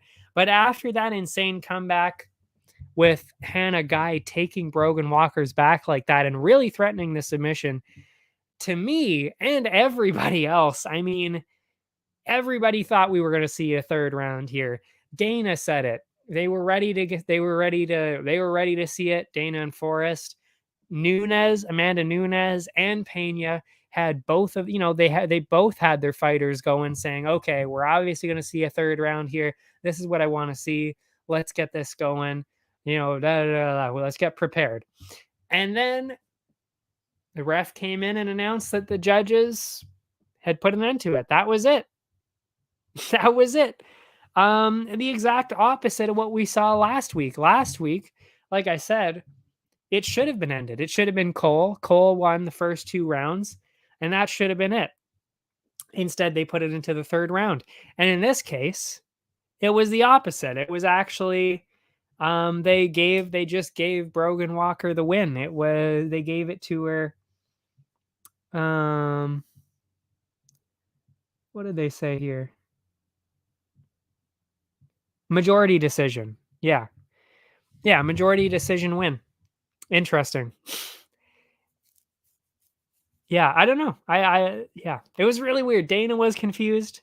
I was confused. He was also actually pretty pissed off, especially considering the fight before that.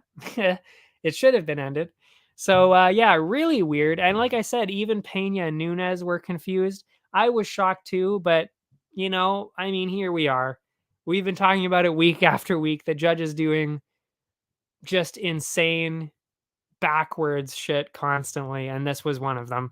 just bizarre. And I mean, she deserved to see a third round anyway, because I mean, really, even if you thought maybe that Brogan Walker won the round, just in terms of the show, give her a third round. Like, it was that close. It was close enough where you just give them the third, give her the second round to make it tied, so that it goes into a third to see what happens. I mean, it is a show. Like, you want to see what happens. It is a show. Like, you're just going to end it like right there. I mean, that's kind of why I thought they did that last week with the heavyweights, because I thought, oh, okay, they just want to give him a chance in the third round. It wasn't convincing enough, so let's put it into a third, even though he definitely won the first two. Yeah, I don't know. It was just really weird. So yeah, that was it for that. Weird way to end the quarterfinals. But yeah. And then of course we got the matchups for the semifinals. Both of the coaches went in, pitched their suggestions to Dana White, and it definitely seemed to go more in the direction of Pena, and it actually kind of seemed fair, to be honest.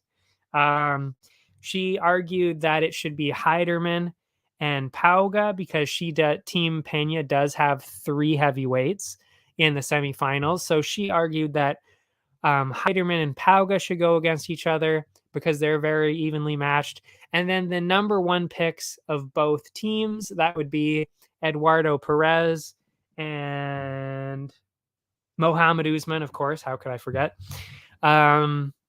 Facing off in the other heavyweight semifinal, which again makes a lot of sense. They're both the number 1 picks, so they're clearly evenly matched in that as well. So very good heavyweight matchups coming up. And then in the flyweights, a lot easier to pick, 2v2 for each team. They went with Laura Gallardo, the alternate, against Brogan Walker, who we just saw. And then that would be, well, Laura Gallardo from Team Pena, Brogan Walker, of course, from Team Nunes, who just won. And then Caitlin Neal from Team Nunes and Juliana Miller from Team Pena. And they did that because of their fighting styles. That's what they went with. They figured the styles matched up nicely to make those matchups. And I agree, actually. I think they really did a great job with the matchups on all 4 of those. I think all 4 of them are going to be fantastic. And we're going to be seeing some great action for the next 4 episodes. And that'll actually close out the Ultimate Fighter there, those last 4, of course. And then eventually, probably 6 weeks from now or so, maybe 2 months from now, we will see the finale with whoever ends up on the other side of it. And probably some bonus matchups too. And of course, we will talk about those when they happen as well.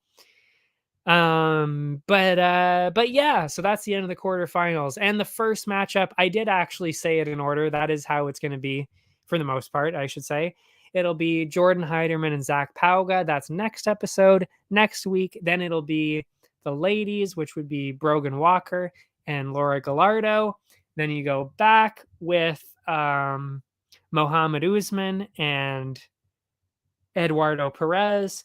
And then closing out the show with Juliana Miller and Caitlin Neal, which is actually a very good one. That I think that's going to be a great fight. So I totally see why they finished on that one. Yeah, lots of great fights. So yeah, it'll be interesting to see what happens there. But that is not it, but that is it. Before we take our break, I need to find my mouse here. Whoa, thing popped up on my screen here.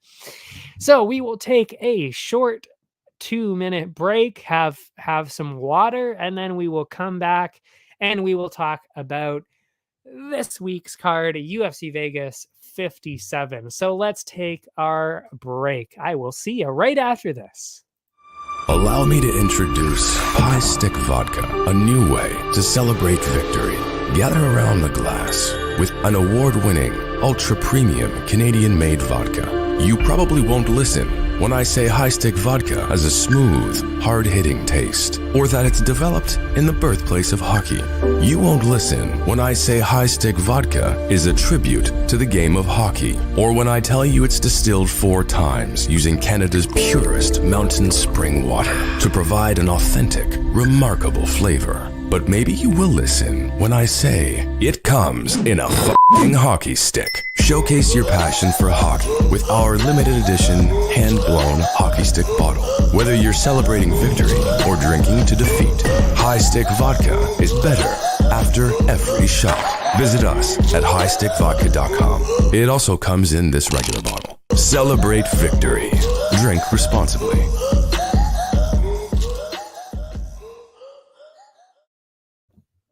Welcome back. So we're back. UFC Vegas 57, of course. That would be headlined by Arman Tsarukyan and Mateusz Gamrot, and that is going to be, one hell of a fight. But before that, we will talk about the rest of the main card, and then, of course, a couple of prelims. There's a little bit of sun on my face. Ugh, like a vampire. I'm going to die. Burst into flames. So yeah, we'll open up with the main card, and that opens up, so far at least, with Chris Curtis and Rodolfo Vieira. Taking the middleweight division by storm, really. Chris Curtis only 2 fights deep into his UFC career, and I think shocked everybody in both of his fights, to be honest. 2 huge KO wins, one over Phil Hawes, one over Brendan Allen. Also trying to crack that top 15, because we really thought Chris Curtis was actually going to get a spot after beating Brendan Allen, but he didn't. So yeah, very much trying to get that top 15 spot as well. Rodolfo Vieira, only 3-1 in the UFC, so not here for too long. 3 with all of his fights ending up in submissions, even his loss, thanks to his insane BJJ background. It really could go in either direction. I've been a little split on this one, but I would say that because of his striking advantage, I think Curtis is going to win this one. I mean, Vieira clearly has the advantage when the fight hits the canvas, but Curtis, very hard to take down because Hawes couldn't really do it. And neither could Allen, really. I mean, neither one of them could really put him down too much. Yeah, Anthony Hernandez, which is Vieira's last loss, actually, is much smaller than Curtis. Much, much smaller than Curtis. And Hernandez actually knocked Vieira down multiple times, and even controlled him in the grappling before Vieira got exhausted and was submitted. I don't think Vieira is going to be that exhausted this time, but the fact that Hernandez, who is much, much smaller than Curtis, because Curtis is very big and very strong and has insane striking, that doesn't seem great. That does not seem great. It seems like Curtis is probably going to end up picking him apart on the feet, and he's going to land a couple of big things, and he's probably going to get a finish. That's what I think. I think we're going to see a TKO finish for Chris Curtis here. And if you go to the odds, it is very close, like I said. Banner, please. There's my banner. Minus 134. This is at Bet99, of course. I got to remind people that it is at Bet99. You can follow that link. You'll get the sign-up bonus for Bet99. But yeah, over at Bet99, minus 134 for Chris Curtis, plus 108 for Vieira. I do think that, it makes sense that it's this close, but like I said, this is actually similar to Joaquin Buckley last week and Duraev. It's very similar. You've got Chris Curtis, who's big and strong and very good at striking, just like Buckley. And on the other side, you've got a very good grappler who doesn't necessarily have the best stand-up skills in Vieira. So I think that's going to be a problem, and Curtis is going to win. So definitely going with the minus 134 with Curtis. The over-under, wow. The over-under is at 1.5 rounds, and the over is at plus 125 right now. That is insane. I did not see that one coming. I really didn't. And the under is at minus 163. To be honest, I don't really know which way to go with this, but I will say over 1.5 rounds at plus 125 is very rare. You are not normally going to see stats like that or a betting line like that. So you might even want to take it just because that never really happens. And it's for a good reason. You don't normally see finishes predicted that clearly in less than 1.5 rounds. So I think that might actually be a good way to go with it, especially since Curtis has been getting finishes in the second round. So, you know, just wait until the second half of the second round to get a finish then, and then you cash it in. So I'm going with actually, yeah, the over 1.5 at plus 125. But yeah, it's going to be interesting. Yeah. I mean, there's a lot of interesting fights on this card. There really are. This one, though, this next one, though, not really that close at all, I gotta say. I hate to say it. Umar Nurmagomedov, which, yes, that is actually Khabib's cousin. I mentioned a different Nurmagomedov before, and he was not Khabib's cousin, but this actually is his cousin. And yeah, undefeated so far. I can't remember. I think it's 14-0. I can't remember. 3-0 in the UFC. Obviously fantastic on the ground as expected, but also very good on the feet with his kicks. Wild kicks just all over the place. And he actually uses his kicks as a jab, which you don't normally see, but he will actually throw that up there quite often as a jab. It's actually really insane to see. He's very good at kicking.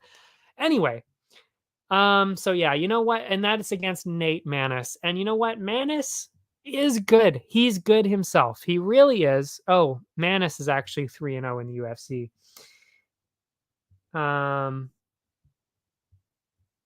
Yeah, I didn't even write down Umar's record. I think it's also 3-0, maybe 4-0. I honestly can't remember. But he's undefeated, so who cares? Anyway, so he's got the wrestling, got the striking. And you can kind of tell the way this is going to go a little bit because Maness had a similar fight against Tony Gravely.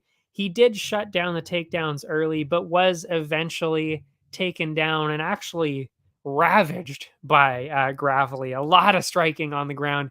Just there was blood everywhere, actually. I mean, that was insane. I think it's the fight that I'm thinking about. I didn't write down the blood part, but I did write down the ravaging part because I think there was quite a bit of blood involved in that. Anyway, he did actually end up winning that fight. But with Umar's wrestling ability, you know, if you get taken down like that, I'm sorry, you're not going to make it out of the round. Especially if you're not a wrestler yourself. Like, so if you were controlled like that by Gravely, you're going to get shredded by Umar. So I just don't think it's really going to last that long. He's going to win in the first, maybe the second round, probably get that submission win or maybe a TKO win from ground and pound. But yeah, it's not going to go well. And if you go towards the odds, very much one-sided. In fact, it's so one-sided, it's not something I would even really consider putting in a parlay because it's just outside of it. I mean, minus 1,000 for Umar right now and plus 600 for Maness. And there's no way you should be picking Maness. Don't waste your money. Do not waste your money on this. And yeah, with Umar at minus 1,000, that is not adding any value to anything. So I would just forget, like, don't even put this in a parlay and just go with the over under maybe if you want to bet on something. And that's at over under 1.5 rounds right now. Minus 167 for over 1.5. I mean, yeah, Maness is very tough, but you got to remember how good Umar really is here. And at plus 128, under 1.5 might be the way to go. I mean, he is really, really good. So, I mean, even just to risk, because again, like he could even get it within the first 2 minutes of the second round and you would still cash in at the plus 128 for under 1.5. So I think that's the way to go. I mean, it is definitely well within the realm of possibility that he gets a first round submission. So I think that's the way to go for sure. under 1.5 plus 128. Fantastic. Or even, I mean, you could even go bet on a submission finish, or if you think he's going to be on the ground and get a TKO. I've done that before.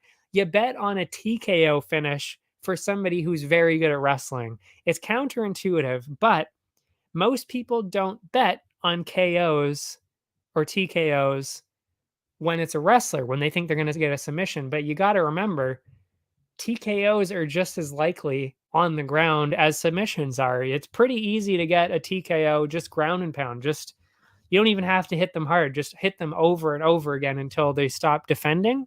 Even if they're light shots, the fight's going to end. That's a TKO win. So you could even bet on a TKO finish for Umar, and those odds are probably pretty good for you. But yeah, the submission seems like the most obvious one, and under 1.5 seems like the right way to go with this. Thiago Moises and Christos Giagos follow that one up. Another fantastic matchup. I mean, there are really a lot of very, very good matchups on this card. Very exciting fights. So yeah, I'm going with Moises on this one, but it is pretty close, I would say. Moises, ranked in his last fight, lost that to... Who was it that he lost to? I can't remember. I think I wrote it down here. Oh yeah, he lost his spot actually to Arman Sarukian, who we will obviously be talking about later. And yeah, all of his losses, he's gone 4-4 since joining. But you know what? All of his losses have been to top contenders, including Dariush, who's ranked, Makachev, who's ranked. They're both at the top. Ismagulov, who we just talked about, who is probably going to be ranked eventually. So, you know, he's not losing again to, like, you know, a bunch of losers here. Perhaps the most impressive part, though, is that he got to the 4th round with Islam and actually reached a decision with the other two. So he's clearly got the potential to be somebody in the top 15, and he probably could be in the top 15 if it weren't for Arman, who we will again talk about later. But yeah, so he's very good. On the other side, Giagos, not in the top 15 yet, but trying to make his way into there. Obviously, that is kind of the setup for this fight. Both of them want to make it into the top 15. His last matchup against... Oh, I was wrong. I have no idea who... Oh, yeah, okay. So everything I just... Well, not everything I just said, but the Sarukian storyline, that actually was about Giagos. I mixed it up in my notes. But yeah, so Giagos, his last fight was against Sarukian. Not close. Not close at all. Was a quick loss, but has gone 4-3, dominant decision wins, and a couple of close losses to Drakkar Klose, lol, and Sarukian, of course. And he lost to Charles Oliveira in his debut. So again, he's also lost to some pretty good guys. So like I said, it is pretty evenly matched. But the difference is, like I said, the situation with Islam. Moises, yeah, he actually gave Islam some problems there in the grappling, and Moises lasted 4 rounds there with Islam in there. Had some good moments in the clinch and actually did piece him up on the feet quite a bit, which is saying quite a bit because Islam is very hard to hit. So the fact that Moises did that well against him in the grappling and on the feet, you know, it is pretty impressive. On the other side, and this is why I actually leaned towards Moises. Yes, there was that Islam stuff, but it's also because Giagos lost to Klose, and Klose fights exactly like Moises. He's a good striker, and then he actually lost because Klose kept piecing him apart. He tends to get hit a lot, You know, he does have good wrestling, but he tends to get hit a lot, which is what Close took advantage of. I stumbled my words there, but that's what I meant to say, is that he does get hit a lot, and Close took advantage of that. And Moises reminds me of that because of his pressure and his striking. But Moises is better than Close. So that's why I think Moises is going to edge ahead on this. Giagos reminds me actually a lot of Alexander Hernandez, who lost to Moises. And he was big and he could strike and grapple, which Giagos can. He's very well rounded, but Moises was just too good. And that is, I think, what we're going to see here. He's just too good. So I'm seeing Moises by decision on this one. And if you look at the odds, very much in favor of that. It is minus 250 for Moises. So they went a little bit farther than I would. I would have said it was closer than that, but it is close. Minus 250 is still close. And plus 200 for Giagos. And then you go to the over-under. Well, obviously, I'm going Moises on that. And I will be putting that in a parlay. So we'll talk about parlays later, but that's a perfect opportunity for a parlay at minus 250. And then minus 137 for over 2.5, plus 108 for under 2.5. I mean, both of these guys have a lot of decisions, and especially since it's a 3-round fight, I can easily see this being another decision. And a minus 137, you know, pretty fair. Pretty fair to think that this is also going to be a decision and well worth that investment. After that, I have no idea why this is on the main card. I literally have no clue because it's not a good matchup. These are not good up-and-coming fighters. They've not done well. Neither one of these guys has done well. So I don't know why this is on the main card, but it's Josh Parisian and Alain Baudot. Again, don't know why this is on here.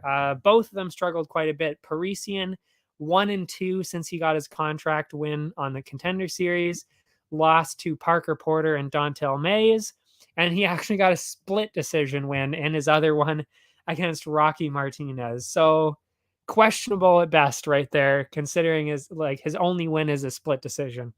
On the other, again, over somebody that we also don't really see at all anymore. I don't even know if he's in the UFC at all. On the other side, Alain Baudot, 0-2 with a no contest, which he was actually knocked out in the first round. So technically it's really 0-3. So for Alain Baudot, so again, a combined record of 1-5 with a split decision win is the only win. So again, bizarre fight to have on the main card. I have no idea why this is on here. This could really open the night. I mean, why is this even on here? I really don't know. I don't want to shit on people, but seriously, not deserving of a main card spot. I'm sorry. But that being said, clearly very evenly matched because they have almost the exact same style, almost the exact same record, really. They're both strikers. Neither one of them can grapple or do anything at all on the ground at all. So that's what we're going to be seeing here. We're going to be seeing a stand-up heavyweight fight. And maybe that's why it's on the main card, because it's going to be an entertaining fight that's probably going to end up having a KO on either side from either person. Because honestly, really could go either way on this. And I was, you just toss a coin and you're going to end up with the same result here. I'm going with Parisian on this one, but it is so dead even. You really could go either way. And you're going to see that on the odds later too. Like I said, very evenly matched. Literally anything could happen here. Parisian does come in with a slight weight advantage because he tends to be heavier. So there is that. Maybe he's got a slight advantage there. Probably not. Stumbled Parker Porter. That is saying something. And that is actually one of the reasons why I'm picking him. Sadly, because of that size, he is slow. And he does slow down actually even more as the fights go on. And Baudot didn't really get as tired as the fights went on. He moves a decent amount, but as soon as he got hit with anything big, anything in his other fights, he shut down and he lost. He made it to a decision sometimes, but he shut down and couldn't get anything going after that. And I think that is where Parisian comes in, and that's why I'm going with him, because he can hit people and he hits them pretty hard. So I think Bordeaux is going to get hit by something, and that's going to be the beginning of the end there. And we're going to see Parisian get a first or second round knockout because of that. That's what I'm thinking here. And like I said, nobody's going to be doing any grappling here, I wouldn't think. So you're just going to be seeing some striking, and usually the biggest striker wins anyway. So that is what my reasoning for this one is. But it is so close. You really could go either way. It's all up to personal preference on this. But actually, even if you go to the betting lines, you usually tend to go with the underdog when it's this close. And although there technically isn't really underdog odds here, Parisian does have the slightly more favorable betting line, I guess. Parisian minus 105, Bordeaux minus 118. So the money technically would be on Parisian anyway, but he does have maybe the slightest bit of an advantage. So I'm going with Parisian on that, regardless of what the odds were going to say anyway. So yeah, we're going with that, but we're obviously not getting anywhere near with the parlays. But yeah, over under 1.5 rounds, minus 186 for over 1.5, under 1.5 plus 142. I mean, I don't think anybody really knows what's going to happen in this fight. So you really could go either way with this. You might want to go with the under plus 142 just because they're two heavyweights and we're probably going to see a knockout. But I think you're probably more likely to see it go over 1.5 just because of how slow Parisian is. And I mean, Bordeaux, he's going to take a while to get going anyway. So, you could definitely see the first round finish for Parisian, but, it could also just easily go on. So you might just want to stay away from this one, or even just bet on the minus 105 underdog Parisian. But I wouldn't be putting a whole lot on this one at all, because this is just all up in the air. Easily one of the least predictable fights we've talked about on this show ever in our 45 episodes. This is for sure one of the least predictable fights. Then we've got Neil Magny, the veteran Neil Magny, and Shavkat Rakhmonov. Oh my God, what a legend this guy is. He's so good.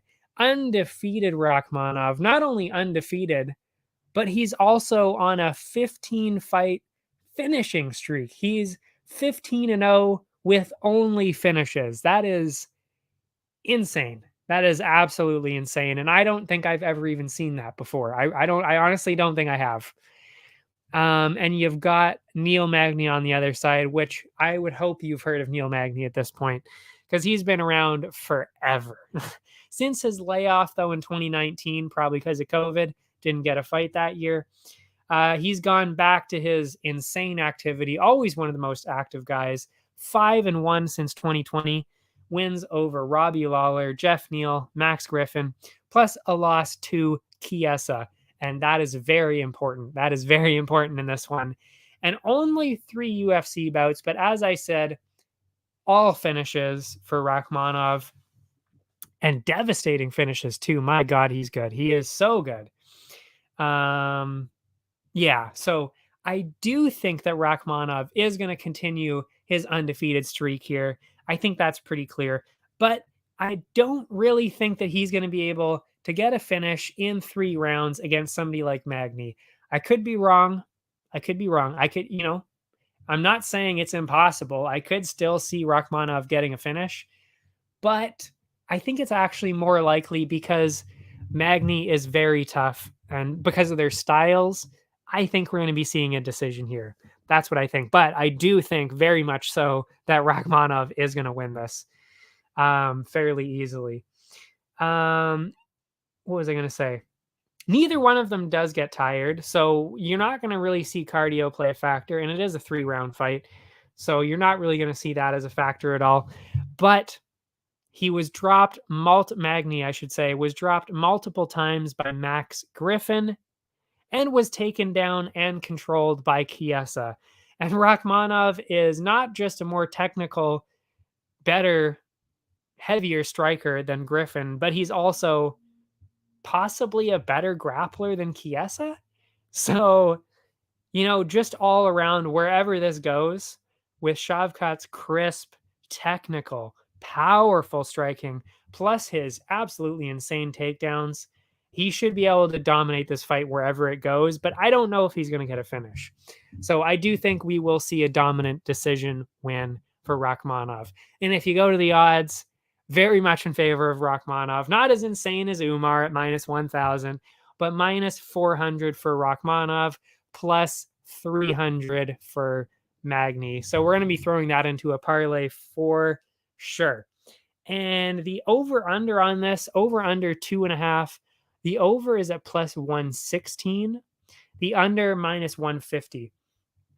And, like I said, you kind of maybe want to give the benefit of the doubt to Magny because he doesn't really get finished. He usually tends to get to a decision, even if that ends up being a dominant loss. He still tends to make it to the end. So I'm thinking at plus 116, over 2.5 might not be a bad idea here. And I mean, minus 150 just does not sound good for under 2.5 for these two. So that's what I'm thinking. But you know what? If you think Rachmanov is going to get another finish, I mean, he's got 15 finishes in a row. It wouldn't be insane to go at minus 150 for under 2.5. But value-wise, it might be a good idea to go at plus 116 for the over. Then closing out the night, Arman Tsarukyan, Mateusz Gamrot. I mean, this is going to be so good. I'm excited. I'm really excited for this one. But I will say, Tsarukyan, I would say, holds the clear edge in this one. And I do end up thinking, I do think that he is going to be getting a finish because it is a 5-round fight here. That's what makes the difference for me. Tsarukyan, he's ranked 11th now. Lost his debut to Islam in a decision, which is insane, and has since run through everybody, gone 5-1. Like I said, that one loss to Islam. And he seems to be getting much better as he goes. He just seems to keep getting more dominant. So I think this is going to be insane to watch. Gamrot also lost his debut. Actually, we talked about it, Garam Kutateladze, but has also been flawless since with a 3-1 record, grabbing his 12th spot after he finished Jeremy Stephens and Diego Ferreira. Both of them do have the skill to get it done. They really do. But it just seems as though Tsarukyan has a much better shot of getting there. He is huge. He is very big for lightweight. Plus, he's got fantastic striking and fantastic wrestling. So not only did he grab a devastating KO finish in his last 2 fights, and I mean, they were sensational. He is so good at striking, so powerful, but he actually managed to take down Islam Makhachev for the first time in his UFC career. And I honestly don't know if Islam has been taken down since. I really don't think he has. So to say that Arman took him down, by the way, in his UFC debut, so he's only gotten better since then. He did that. Plus, not only did he take him down, he went full 3 rounds, barely even did any striking against him, a full-on grappling match against the person that people think is probably the best grappler, well, definitely the best grappler in the lightweight division, but one of the best ones in the entire UFC. So for Tsarukyan to do that, to have the confidence in his grappling to do that, and don't make no mistake, he had his own moments there. Yes, he lost by decision, but he stayed there for all 3 rounds in that grappling and did a very good job of it. Gamrot, also very good at wrestling, but not so much with the striking, not so much with the striking.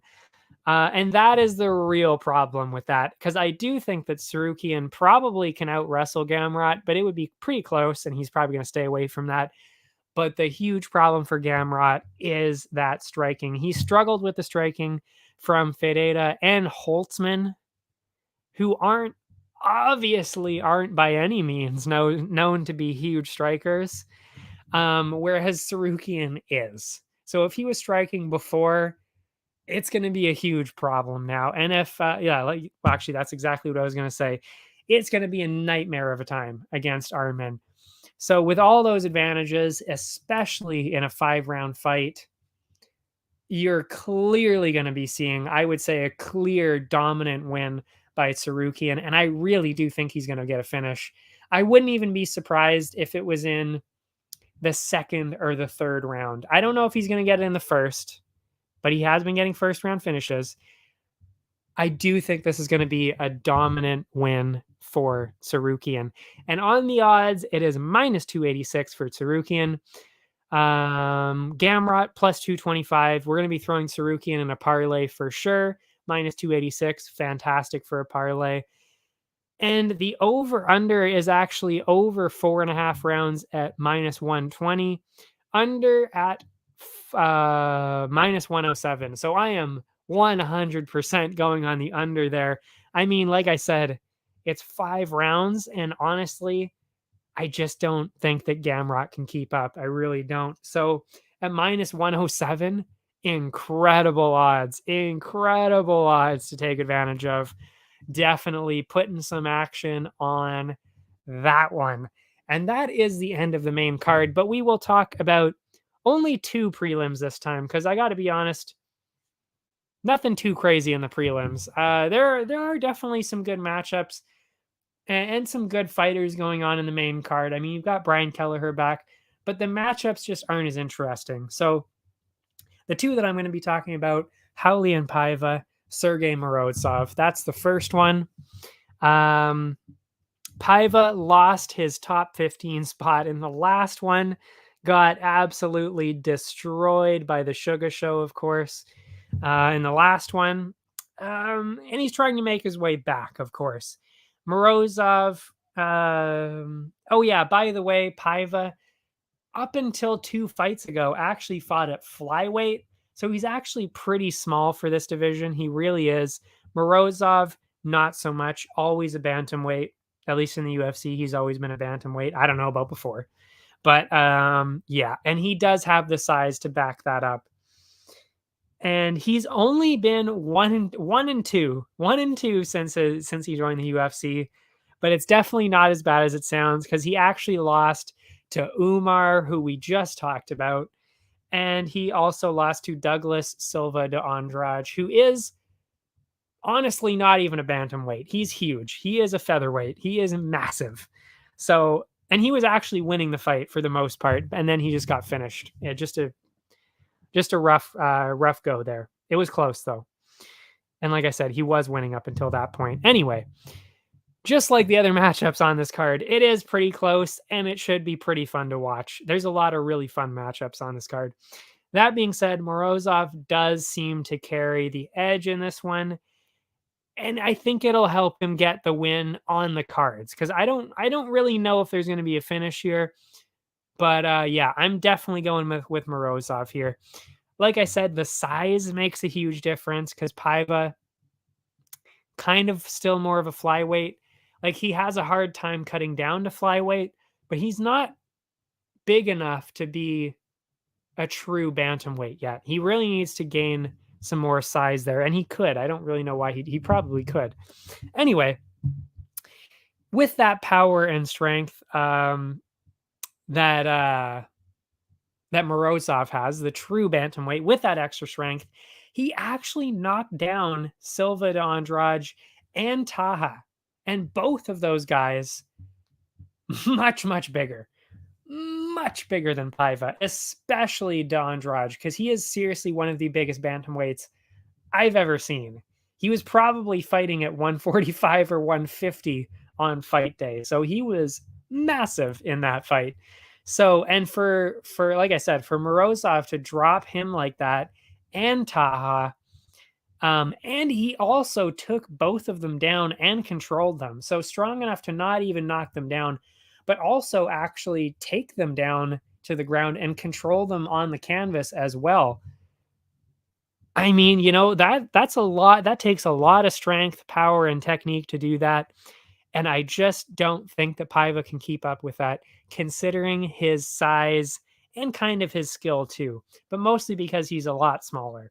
So I think because of that, I don't know if Paiva is going to be finished, but I can imagine that he's going to be able to keep up with Morozov's size. By the way, I should say Paiva, the last fight that he actually won, which was just before Suga at bantamweight, that was his only other fight at bantamweight. I honestly kind of thought he lost. He won it by a split decision, I believe. Something like that. And it was very close. That was against Phillips. And Phillips controlled him with wrestling. And he was destroyed in the first round, by the way. And that's right. He only won actually because Phillips got really tired in the second and the third round. And even then, it was close. You could have argued either way for Phillips to maybe win that too. So questionable. And again, he only won because Phillips got tired. So if he wouldn't have got tired, Paiva wouldn't have even won that fight. And he probably wouldn't have even fought Suga, to be honest, at that point. But yeah, so considering the fact that Morozov is bigger, more skilled, I don't think this is going to be all that close. Morozov minus 145 right now. Definitely going in that direction, of course. Paiva plus 116 right now. So definitely throwing it in the Morozov direction. Maybe even towards a parlay, but I don't know. Yeah, maybe. I mean, I'm pretty confident about that one, to be honest. So maybe we could throw that in a parlay too. But yeah, over under though, definitely favoring that decision. Minus 186 for over 2.5. I think that's the way to go because it just makes a lot more sense. Under 2.5, maybe we could see a finish. Plus 142. There's some value there, but I think the clearer choice, minus 186 for not Paiva, for the over 2.5 and for Morozov at minus 145. The final one that I'm going to talk about today, Tafon and Chukwi, Carlos Alberg. This is the featured prelim right now. Fantastic matchup. I really like both of these two guys. I really do. And Chukwi, massive guy in this division. Alberg, also pretty fit. Not necessarily as huge, but he does have the height. He does have the height in this one. Anyway, I love these two guys. They're both so good. And they've both had a little bit of trouble in the UFC so far. They've been really close, but a bit of an they've had an even record for both of them, and they've had a couple of problems that really could have been pretty easy to fix, and they could both really be undefeated at this point. They really both could be. So they're both very good. They may be just lacking slightly in that fight IQ. But yeah, Alberg, great kicks, super athletic, quick, which is important. And he wobbled and almost finished Zechukwu, which he probably could have. He probably could have won that fight pretty easily.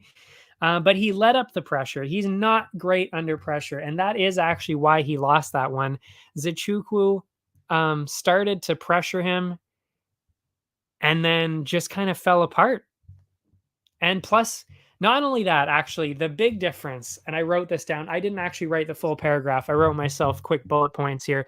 The reason why he lost, and the reason why he easily could have lost to Charant too, is because he keeps his chin wide open. He fights like this, genuinely like this, which is cool. There's movement and you can dodge, but your chin wide fucking open. And that has been a huge problem. because as soon as somebody walks forward and pressures him, they land any punch, like literally one punch, and he's down on the ground.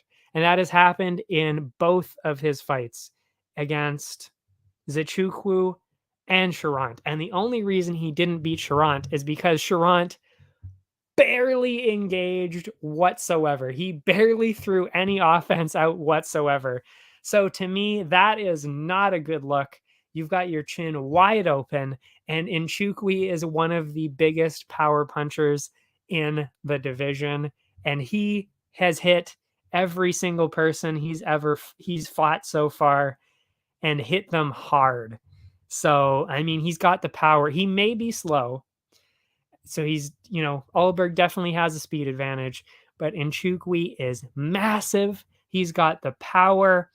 And to me, this is essentially the same fight that he had against Rodrigues. Rodrigues was tall. He was long, actually even longer than Alberg is.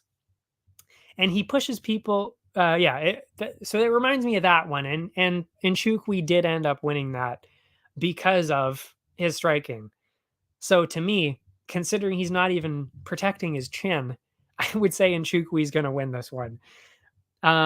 Plus, he also pushes people along the fence and shreds them apart like that with clinch strikes like that. And he can grapple well. We haven't really even seen Alberg grapple at all. Basically, he just gets pinned along the fence.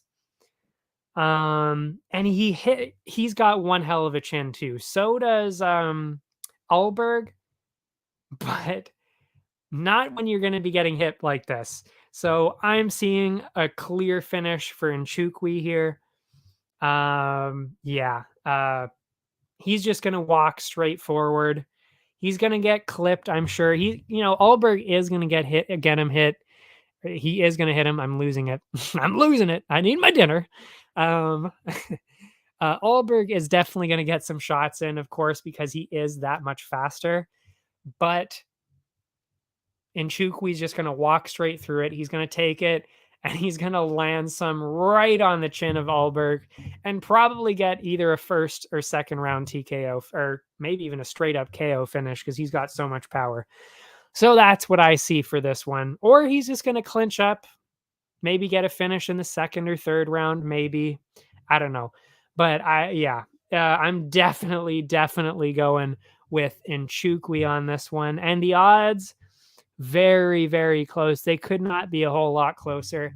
-105 for Alberg, Nchukwi -117. And I know why. On the cards, like in his record, Nchukwi didn't look all that great because he lost to Murzakanov, and I think he got a draw in a different one. But honestly, I watched all those fights. I watched them even before I did the research this time. I thought he won the draw, and he was beating Murzakanov up until the point where he got finished. So, it's like, whereas Alberg has not looked as good. And to be honest, I think he could have easily lost all the fights that I saw anyway. So, yeah, I think Nchukwi is a no-brainer on this one. I'm not confident. I don't know if I'd throw this in a parlay because Nchukwi seems to get hit with some pretty bad luck, like really bad luck. Like that draw was horrible luck. And then the random strike out of nowhere from Murzakanov to finish him, that's unlucky too. I mean, like I said, he was winning that fight before that. So, he gets unlucky. So I'm not going to put him in a parlay, but just straight up, just looking at it, Nchukwi very clearly should be the favorite in this one. So heavily leaning towards Nchukwi at -117 here. I hope you take advantage of that because that's a fantastic betting line for that. The over-under 1.5 rounds, -180 for over. Under is at +137. Like I said, I think he's just going to blitz him and knock him out in the first round. I really do.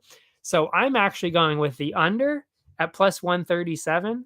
But if you think he's going to get some clinch work going and Alberg's going to be able to take those punches straight to the chin, because I know it's going to land straight on the chin, or maybe the speed will help him. If you think he's going to land, make it to the end of the second or even the third round, you could do that. But to be honest, I think he's just going to get blitzed and he's going to get knocked out in the first minute, not first minute, but well, maybe knocked out in the first round. I really do, which is too bad because I like Alberg. He's got a great style, but if he just kept the hands up, really worked on that, really worked at defense, his offense is good, but his defense, awful, awful defense. And he has not gotten better at it in any of his fights. So I can't imagine that he's gotten better at it in the last couple months. So yeah, definitely going with the under on this one personally for me. And that is it. We will quickly go through the parlays and then we will call it a night. Definitely not Jinyu Frey. I think, yeah, that's her name. Excuse me. Is at minus 267. Not throwing her in a parlay. That is way too up in the air. I don't even think Frey should be at minus 267. I think it's a lot closer than that. So I'm not going to touch that. Kelleher is an underdog, so I'm going with that. But anyway, let's see. Morozov was the first one on the card where it's like, okay, minus 145. The odds aren't usually up to the parlay level that I would normally go to, but I'm so confident with that one that I would throw that in a parlay minus 145, a longer parlay at least. So I'm going with that one. Then we go to Umar at minus 1,000. I mean, you could throw that in a parlay, but it's not really adding any value, so I'd stay away from that. Maybe Chris Curtis at minus 134, but it is so dead even. I would probably stay away from that. The next one, though, the second one that I'm putting in a parlay, Thiago Moises minus 250. I think that's a clear choice. Rachmanov after that, minus 400. And then Sarukian to close out the night. That is my parlay. Sarukian, Rachmanov, Moises, and whoops, wrong mouse, wrong computer, and Morozov. That is my four-way parlay. But you can also throw in a couple other ones. Brown, maybe. Curtis, maybe. Umar, if you want to add an extra couple of bucks. Not really worth it, but it's also there. That is it for me. If you want to see any of the other sports, Area 51 has got you covered. That is linked below. Get rid of that banner. And if you want to get the sign-up bonus for Bet99, that is in the link below. Also linked below, all my socials. That's Twitter, Instagram, the YouTubes, all of that. That is linked below. That's also where I post all my bonuses. Yeah. And all the updates and stuff like that. And some other fun things. So yeah, that is it for me. Next week, we will be back talking about this card. And of course, the card after that. And to be honest, I actually do not know what is after that. Let me see. We've got, is that when the, that might actually be when it is. That is the pay-per-view. That would be UFC 276, which is, of course, Adesanya and Cannonier. Oh, wait, no, that's on the... Oh, yeah, that's July 2nd. Okay, yeah, so that is the next one. Pay-per-view, Adesanya, Cannonier, Volkanovski, Holloway. Amazing card. Amazing card top to bottom there. We've got some really good fights here. Oh, yeah, Sugar Sean. There he is. Okay. I'm just looking through the card now. Brad Riddell, Jalen Turner. Fantastic. Robbie Lawler and Brian Barberena. My God. Macy Barber's back. Ian Gary's back. Uriah Hall is back. Jim Miller and Bobby Green. Brad Tavares. Jessica Rose Clark. Sean Strickland, Alex Pereira. Oh my God, what a card. What a card that one is. So that's what we're going to be talking about next week. Plus, of course, the first semifinal matchup for The Ultimate Fighter. And yeah, that is next week. Thanks everybody for watching. I don't have my outro video yet. Talking until I find it. talking until I find the outro. There it is. Thanks for watching, everybody. I will see you next week. I cannot wait for it. I love a good pay-per-view card, but this card is also very good. Don't miss any of these fights. It is going to be amazing. I will see you next time.